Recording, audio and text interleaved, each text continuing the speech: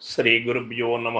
ఓం నమో భగవతి వాసుదేవాయ. భగవద్గీత 18వ అధ్యాయం మోక్ష సన్యాస యోగము నుండి ఈవేళ మనం 63వ శ్లోకాన్ని పరిశీలన చేసుకుందాం. ఇతి తే జ్ఞానమాఖ్యాతం గుహ్యాత్ గుహ్యతరం మయా విమృత్యైత దశేషేణ యదేచ్ఛసి తదా కురు.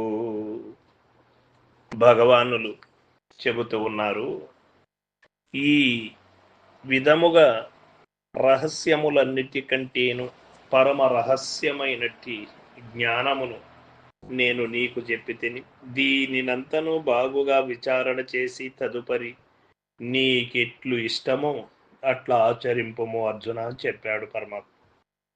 గుహ్యాత్ గుహ్యతరం శ్రీకృష్ణ పరమాత్మ గీతా శాస్త్రమంతయు ఉపదేశించి తుదకు దానిని అతి రహస్యమైన విద్యగా వర్ణించుతున్నారు. ఉపనిషత్ సారమగు ఈ మహా జ్ఞానమును సద్గురువులు అతి గోప్యముగా నుంచుకొని అధికారులకు సత్శిష్యులకి ఉపదేశించుచుందురు. అది అధికార పురుషుడగుటచే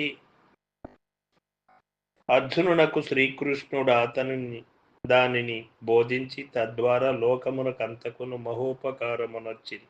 ఈ జ్ఞానము రహస్యములలోకెల్లా అతి రహస్యమని చెప్పుట వలన దాని ప్రభావం ఎట్టిదో మనము ఊహించవచ్చు. ఇయాలైన సామాన్యముగా విలువ కలిగిన వస్తువులని జనులు రహస్యముగా నుంచుదురు. కాబట్టి ఈ మహత్తర జ్ఞానధనము యొక్క విలువను గ్రహించి విజ్ఞులకు వారు దానిని సద్వినియోగపరుచుకొని ధన్యులు కావలేరు.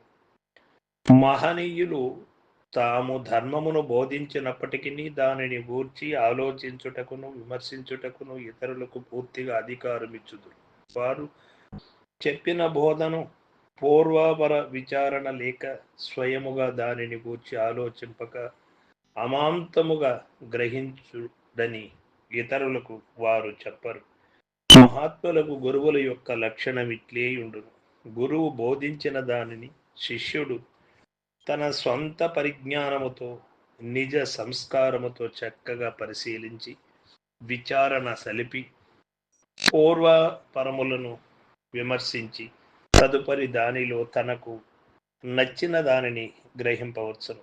ఇట్టి స్వాతంత్ర్యమును పూర్వము గురువులు తమ శిష్యులకిచ్చేయుండిరి. ఈ పద్ధతికి అనుగుణ్యముగానే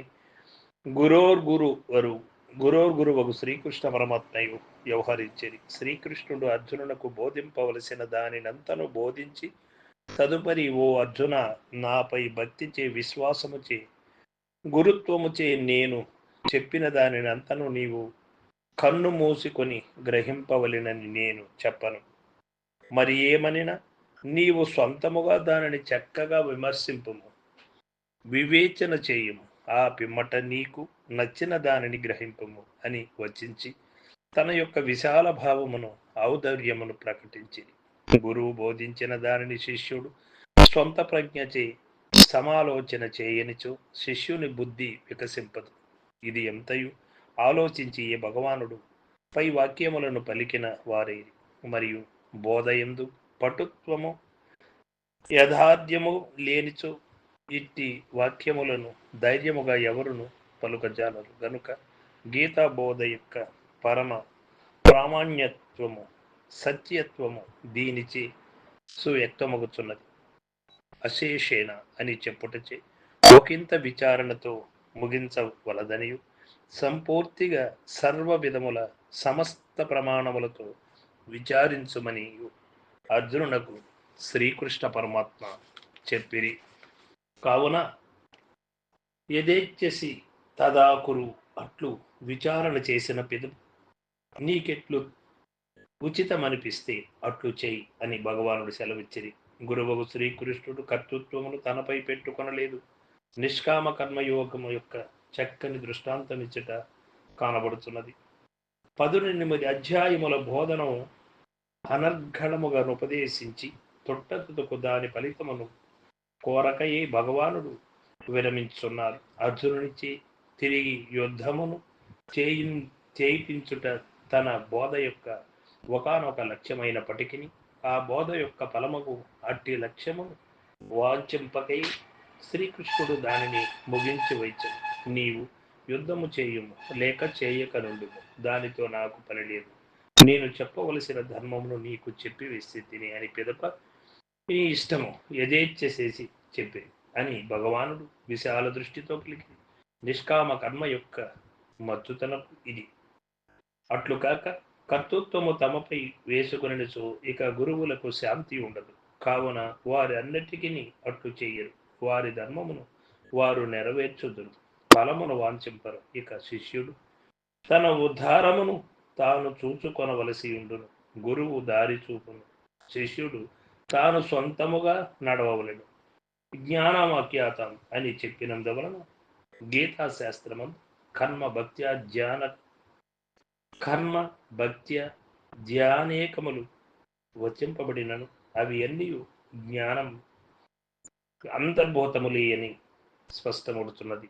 కర్మ భక్తి ధ్యానాజనేక ధర్మములు బోధించి తొట్టతుకు వానినన్నిటిని కలిపి భగవానుడు జ్ఞానం అను ఒక పదములో విమిర్చి ఇచ్చట చెప్పి వచ్చింది. కాబట్టి సమస్త మార్గములు తుదకు జ్ఞానమునందే పరిసమాప్తతను పొందుననియు జ్ఞానమే జీవుల చరమ లక్ష్యమనియు ఆ కర్మ భక్త్యాదులు జ్ఞాన ప్రాప్తికి సహాయభూతములుగా నుండుననియు దీని ద్వారా మనకు నిశ్చయమవుతున్నది. సర్వం సద్గురు పాదార్పణమస్తు. జై గురుదేవ.